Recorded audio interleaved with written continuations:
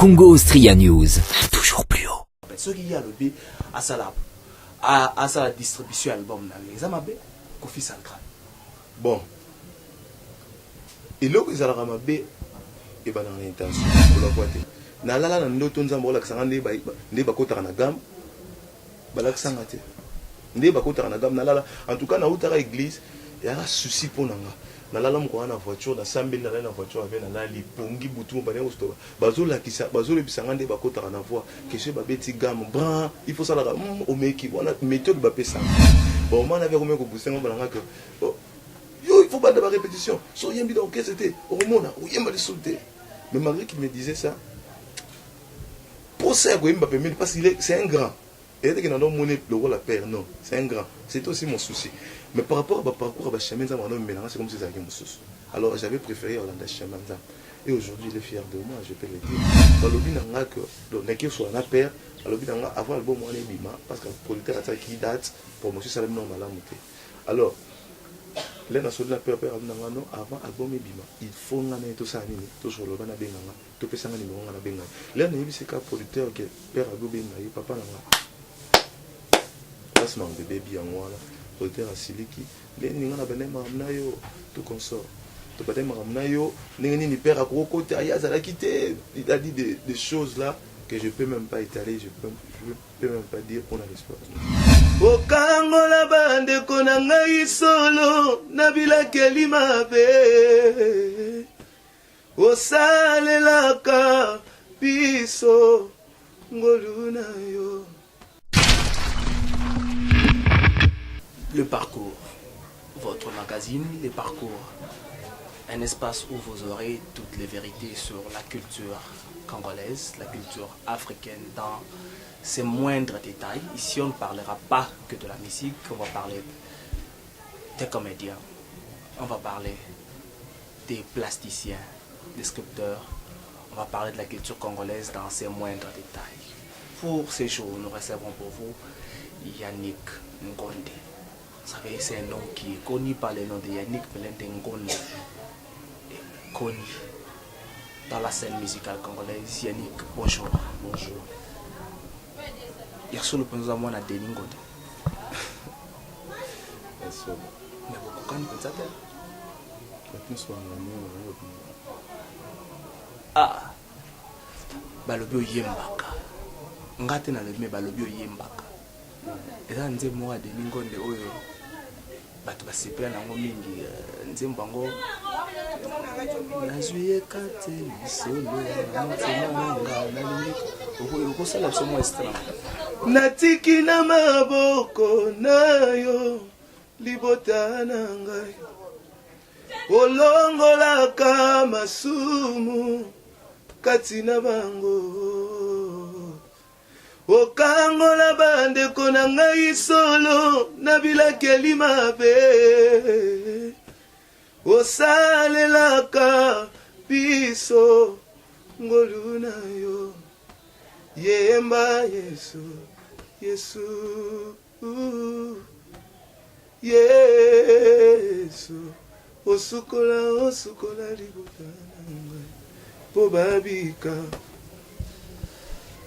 Toki timbre ya Denis Ngonde maintenant extrait à la gêne tobeta lisolo émission titre nango le parcours tobeta lisolo ya parcours ya moto c'est vrai yo moto tout na ote soko bandi musique wa pesa moi passe pour des musiques bandai na kata ndako na bino avoyer ba kombo ya bato ya balabala ba déjà ba extrait nzembo yo kuta papa ya bino déjà musicien oui donc avoyer ba extrait ba kombo ya bato ba ida ba extrait nzembo bandi musique wa bon la musique nanda.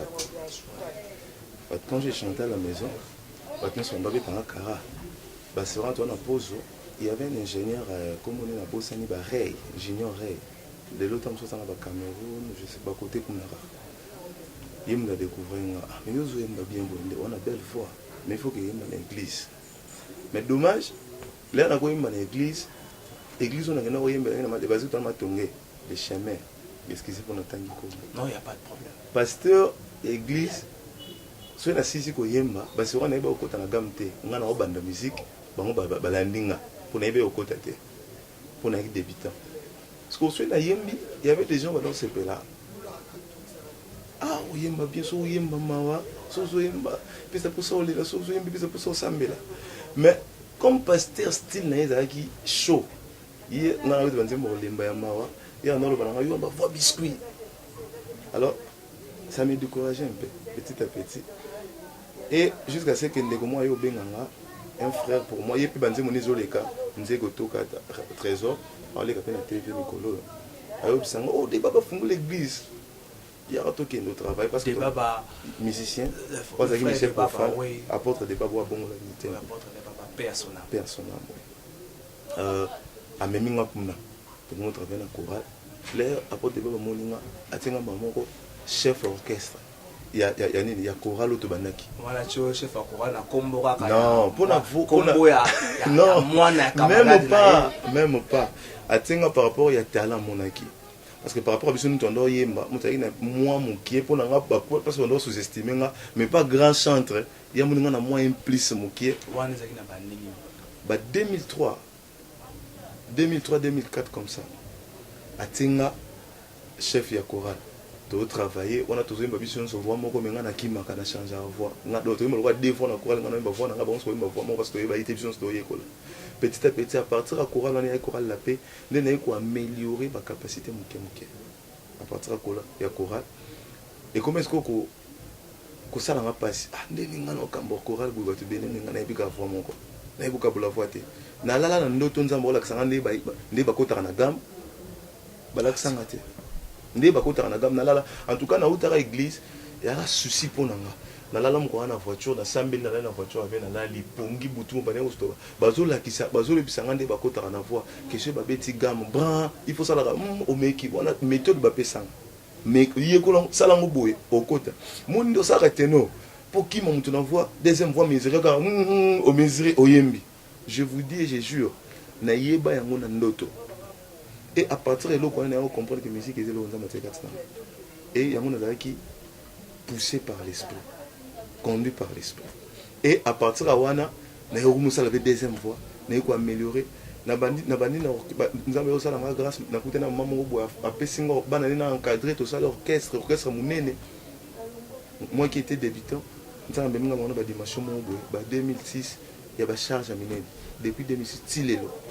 C'est que tant yo débuté il fallait débuter la part ko yemba nda ko ngo bandle ko poussa na pembeni ya papa te pour ba ne wan lobby oui on a un moment fort ya makasi.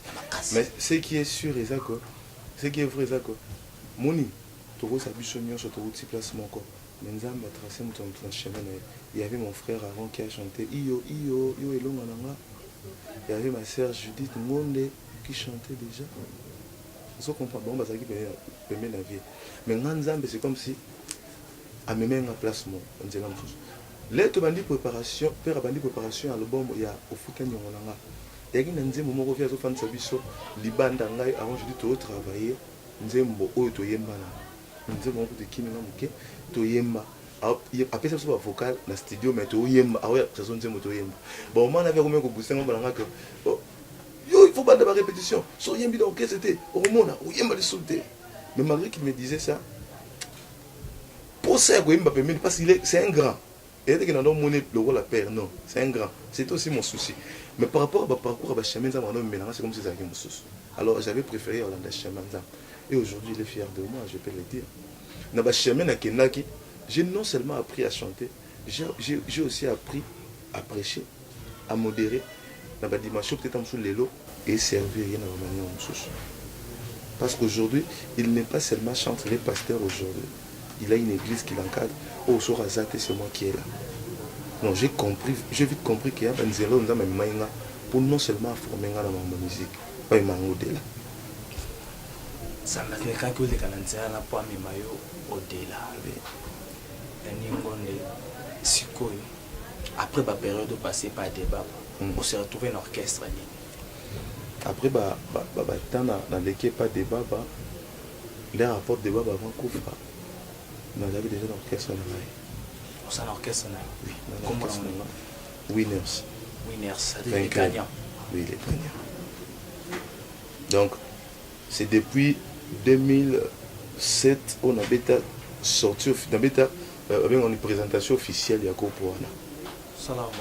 na sala ngo na église mo munene na bon marché Buisson Ardent. C'est depuis 2007. Depuis wana tozo bunda na mikaka na ndenge ezalaka nenzambe ka zo memela biso lelo 10 ans to bundaka 2007 10 ans on a réalisé que album moko 2007 2017 10 ans pour réaliser le pika album moko oui mais album mango na marché toujours quand bon album mango bimaki na nini pratiquement album yuto bima na 2015 comme ça la fin 2015 donc ça nous a 2 ans na marché toujours Canada lekelaki wa en tout cas yokani mais sauf que je dois l'admettre que album moi n'est pas mboli bato misusu au-delà ndenge na ndo kanisa parce que biso na kin awa ce que album est bêti te yokani te babayembi yango te album est raté mais nous devons savoir une chose lelo nzambe musala eza musala nzambe lelo nzambe atindaka message moko particulier na temps moko convenable nzambe asiblaka bato esenga esima mais album wana ebeti makasi te na bomoto so na koloba pourquoi parce que nakutani na problème ya producteur moko oyo toyokanaki mpenza bien te émission oyo kombolango le parcours ntango ozobeta lisolo ya passé na yo toboyi ozangi te kobeta kotangaka kombo koza mwana ya Denis Ngondo oza ya Denis Ngondo producteur ozalaki na ye kombo na ye nani avandaka pe asalaki nini nde elekaki bon producteur wana makambo elekaki eza boye ofubana kombo na ye komona eza alenzongo producteur to ayaki kaka mpo na yo bon na kini naza musicien liboso à produire abandaki komeka ah bon et abandaki na komeka ouais mais na Allemagne bisika aza a produisa frère les blancs na yebi te tozalaki distributeur ou producteur frère moko Gédéon je connais na pesi bango nyonso mbote ya passant na yebi bakotala mais awa na kini naza musicien liboso alors baréalité ya poto na ya kini awa boloba na nga te to bakoloba na nga te bango bato bakotala nga ke na poto bafutaka bamusicien kini oyo babetaka banzembo ya lingala na français bafutaka babongo na bachaîne ya télévision kuna banzembo na bango eleka bango base bazala mingi na internet nini oleka boye pour que banzembo na bango esala nini ebetama mingi na Europe par là au sentir que vision na bango ezalaka limité kaka na bacommunauté peut-être mosusu na milieu bazali Europe Allemagne basillone wana e kini mpona kini eza na baréalité nango oyo soki musicien agangi na kini awa agangi partout alors promotion ndenge esalamaka na kini eza différent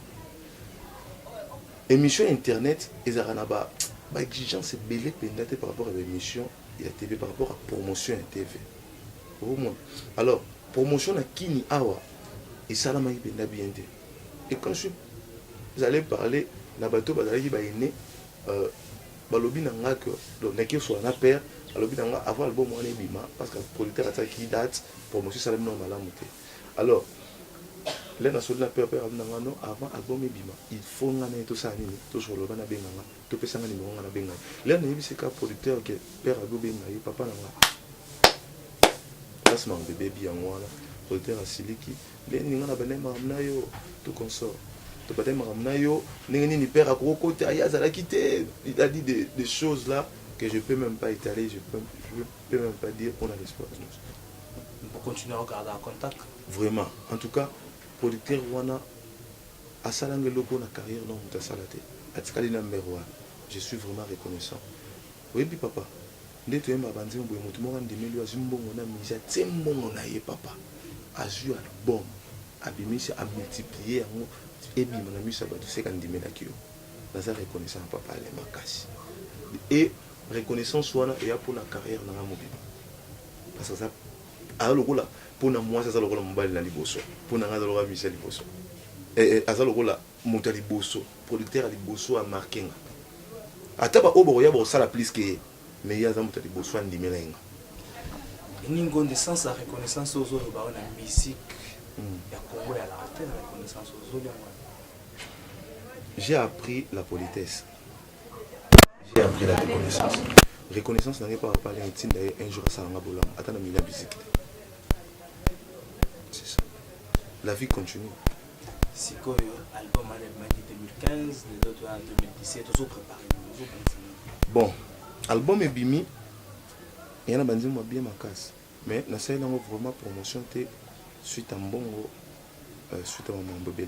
Mais la vision, la projet, le quoi mission sur notre projeté dans cet album mais avant dans cet album nous avons la promotion album nous avons songa il y a un autre mutu autre continuer nous ça mais papa ça la belle pourquoi pas oui de Ningon de présente Yannick Ngonde c'est azana la belle mais sauf que studio depuis Sikaki se maintenant à peine qu'il a donc calamique 2 mois 3 mois né à banda qui travaille dans 2 mois à Zongi studio dans les aboués à ça studio na Gomba ça studio na Gomba on est silité on va mettre mise au point studio nene makasi et après on a des mamunyo so abandé ko sala liboso nda ozongela parce que faut pas oublier comment il est déjà producteur on est ko produire pe bato mususu et à soutenir pe bato belé pas pasteur Louva bikoro groupe belé et leur album studio ozika stopper pas mamona nyonso ndé azozongela ngo je pense qu'on pourra faire quelque chose dans le mois prochain. Il a apprécié l'album. Il a vraiment apprécié l'album. Tant que vous album, il se retrouve dans toi ou bien. Bon, oui, tout le monde. Mon musicien, à tout cas, musicien. Musicien, on dit mon musicien, il m'a monté à 100%. Ça, c'est vrai. On a la vérité. Attends, tu es musicien, toi, tu es journaliste, tu es un métier, on dit moi 100%. Mais le fait déjà, le bino déjà que on travaille bien, l'album nous est bien, donc c'est qu'elle ngolo ba, elle est qui 50%. C'est pas ça la vérité, papa. Un grand, non papa, un grand comme Denis Monde, ce que le bino, l'album on a eu est bien, c'est qu'il est bien, c'est qu'il s'est retrouvé. C'est ça. Yannick Ngonde. Comboana poids. Oui, poids makasi. Est-ce que vous avez Nangola nous essayons. Et on peut saluer le Nabiso. Et tu es bien que tu as devoir à mon homme. Et puis vous tambola na ba trace, tu baralinga na matambe ya bato ba bima déjà passé. Vous mo bima no to Yannick qui sur lequel to Yannick ce qui ataba ko to bimi na ndenge na yo. Je me rappelle na kutana frère Mike. Arrive Sangai. Mike Kalamba. Fallait tout ça featuring moko. Bon, on a dans la route dans les featuring bon, j'étais allé voir répétition. Il y avait une sœur qui m'a amené dans la répétition. Na carte de qualité de parcours, on a vu so tala grand pour y quand les arcs c'est limité car na place société. Je suis allé la femme na sœur en to répétition na suka to sola na ye a solo na sœur wana là a présenté nga. Oh, c'est vrai, est-ce que composant, même si c'est quelque chose, c'est le mot. Ah, est-ce qu'on compose le go là? Papa dit. Si on compose le go, c'est bien. Donc, c'est que tu as un devoir, mon boy, mon nene. Père a dit qu'il tellement barre mon licolo, je te zoya. Faut tout le gâteau, tout bakisa. Moi, le gâteau, le Moïse Mbia, Babaxi, implice. Même si nous aussi, nous avons cette charge, cette devoir d'aller au-delà de ce que. Quand même que papa l'a suscité, Azanan. Nous avons le devoir de faire plus que lui. Parce que Yesu Soka Zolo Baker, Bino Bosa la plus qu'elle là.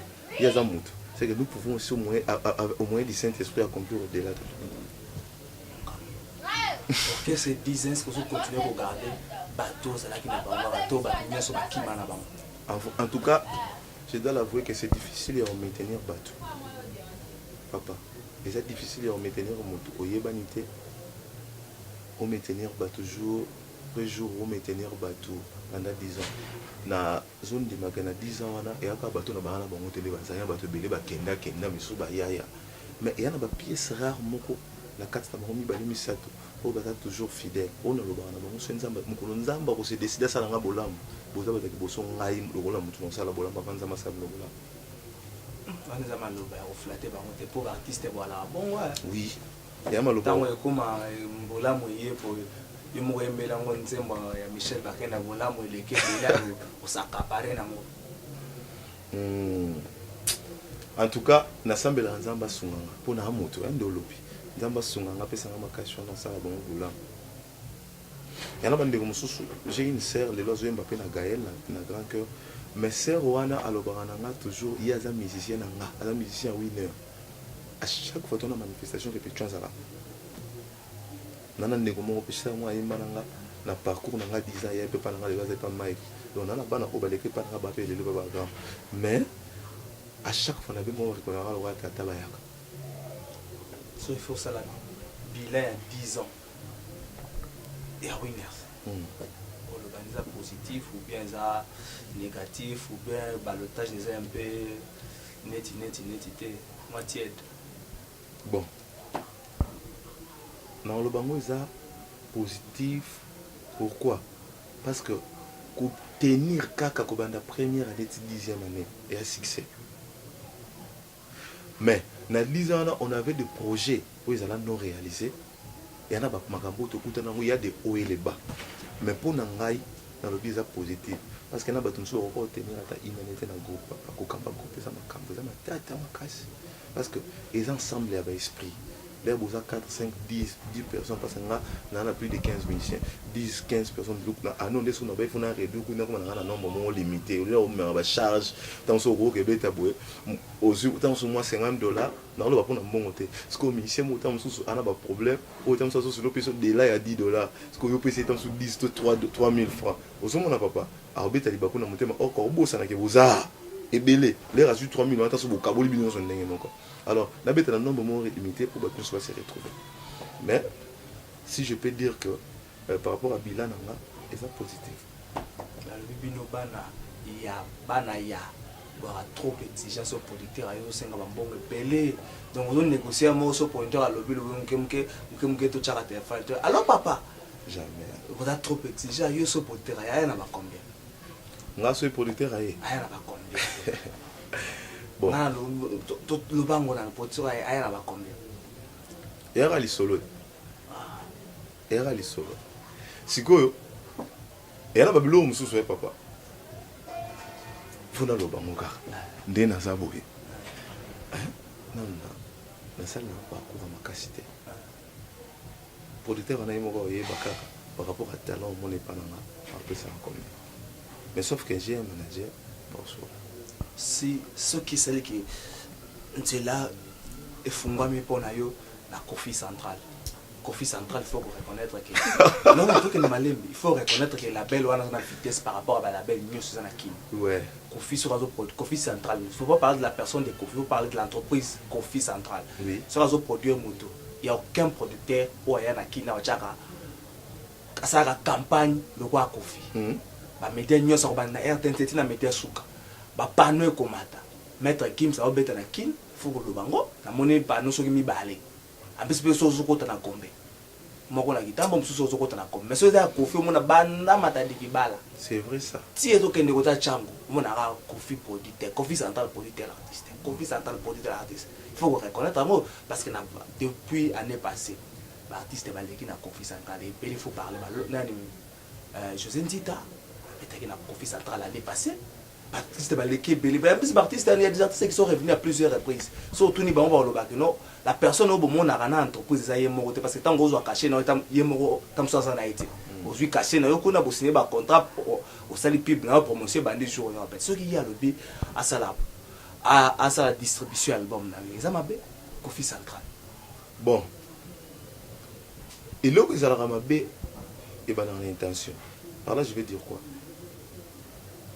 ce qui n'a habité na kata maison wana est-ce pas pour les amis chrétiens oui na habité na habité kuna José Nzita un grand local à José Nzita va produire et meka nous peut à soutenir les Cambrois bon ma mio sont des amis nzambo mutape sa nzela zanza je nzambo pesa nzela non ça en tout cas mon sepela makasi pourquoi parce que c'est dans mutu je dois luka to bima so nzambo pesa nzela na travailler je vais le faire. Faut pas oublier, Dieu a permis à ce que les corbeaux ramènent à la Moutoumapa. Oui. Dieu a permis. On a le but. Nzambe a permis à tout. Moi, Moussa de Nzamba qui n'a pas moi ça n'oumba botanay. Alors si Dieu le permet, je le ferai. Ce qui nous a permis de comme ça que nous avons pas simulé. Pour nous le but bon au point. Au lieu de mission na biso ba lela lela. Faut même pas tourner la pas Kofi Central. Pour pas conseiller à Kofi Central ba to ba soyaka. N'importe. Vous moi caché na autant souci à moi millième. N'importe. Moi mille la porte moi bandam moi ba mise ba se trouva ta moi DC bimi à transport ça va et permettre qu'artiste ça studio Kofi Central ça peine studio il faut reconnaître ma mérite voilà En tout cas, ce qui va permettre un salam. Non, n'a pas insisté. Ils ont pas bêté. Mais le cas biso bassin dans Nzambe, tout temps ça m'a Nzambe. Nous ne devons pas oublier une chose. L'œuvre que nous faisons, c'est pas Moussa Nabiso, c'est à Dieu. Ça appartient à Dieu. Alors, namara nyonso. C'est tout na volonté. Papa, ce qui monte le groupe ni le quoi entreprise ni le quoi Kofi Central de produire na bo moto gestion non mais parce que papa na vie a changé quand même. Comment peut qu'il colo? Oui. Parce que c'est Nzamba boy. Bibelobi, l'Éternel a un plan merveilleux pour nous. Nzamba a un plan merveilleux pour nous. À côté c'est un producteur. Mon boyer banité, à ne plus Kofi Central té, à te peu pas nous comme matadi qui balate, à te neka promotion na chaîne mon corps. So Nzamba la semaine na ebani. Nzamba pas gros sale. Na qui côté Kofi a te panneau partout. Est-ce que nous allons que nous Kofi Central a produit ba ebani? Il y a a produit on a jusque là ba concert. Ah ba concert. Production scénique. Et bien Ngonde extrait en tempo moko na kati album. Nakotalela moto te nanetoli miso se na yo Nzamba bikamwa ya Ngonde epa na yo lisungi ekouta po yo bokonza bomoi na ngai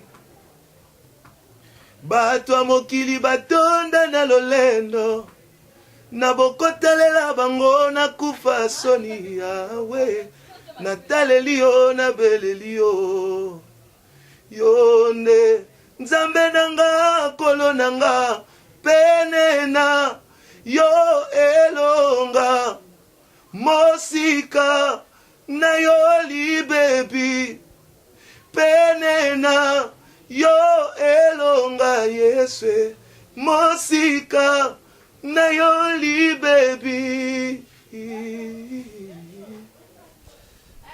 Ngonde bravo. Voix impeccable. So batu balingi bazwa. Sur de moi zonga. Tsana episode que à travers cette émission so batu ba bengi pour na marcher avec bon ceux qui baza muke ba moins de 10. Gloire à Dieu. So baza muke ba moins de 10. Pour na makambo ya album. Pour na lobate que to sepela ki na wana na ko pesa motako na bango. Pour na album ba moins de 10. So baza muke. So baza belé faut compter non. 20. Contact nanga mutako komelanga na Facebook Yannick Ngonde Ngonda comment YANNICK Ngonde NGOND na E Yannick Ngonde omonanga kutomona na tie elambo na lati na to sa photo ni na photo na place na théâtre lobby 00243 89 19 36 742. WhatsApp nanga 00243 89 19 36 742. Ngonde, merci. Tout comme na souka. Te souhaite une bonne chance na carrière na yo. Nga biso équipe le parcours Torozong tant que producteur à Soya. Et tu es bien à travers l'émission, producteur à Roya, bato bonne volonté ba Roya, ouais, il est produire thème à lobby, papa, bakisata na musala au sala na studio, sungata salata ba clip boy à travers l'émission à Roya, pour te yebi, répercussion nango, audience nango sur le marché. Éviter pour ça, bato mbote manu basuke pala. Oui, na pesimbo te na bato so ba ndinga, si vous me permettez na lobata iloba moko na zo senga na bato sport talanga quand des papa lobby pour soutenir le ministère pour soutenir musala oyo nzamba tie ba potentialité ba capacité bele pananga oyo e senga mutu moko à soutenir pour que azalo la corbeau à soutenir pour que à booster pour que musala oyo to makabo nzamba tie katinanga et ganga et Dieu vous bénira fortement et la 5 penda pour soutenir ba numéro na pesi so bengeza la bouteille za la mo commune là je vais vous répondre ben là on a 5 yango na pesi mbote na mama Alice na Suisse na pesi mbote na Jitungo nde ma grande sœur na Paris, na France, mbote na Arongonde, na États-Unis, mbote na bana nyonso nzambe, corps de Christ nyonso en général. Je vous salue. Nzamba Pambola Bisno, Bobette, Trésor Sakwa, Patrick Moulamba, Jemima Bola, Bijou Bola, Maman Hortense Bola, que Dieu vous bénisse. Nzamba Pambola Bisno, Maman Jetou, Batunion son a Pambola Bisno Communes. Merci. C'est aussi moi qui vous remercie parce que vous êtes déplacé de quoi en tout cas que Dieu vous bénisse. Yani ngondo tala rapebe émission. Oui, bien bah si ça émission, mesdames, messieurs, toi qui n'a lingala bande ko poser pela émission parce que comme na so bien bah si ça émission. La pression aussi. Clôture émission. Bande ko poser pela une émission. En tout cas, nous vous disons bye de partout où vous êtes. N'a pas voulu venir dans la commune. Ciao, ciao.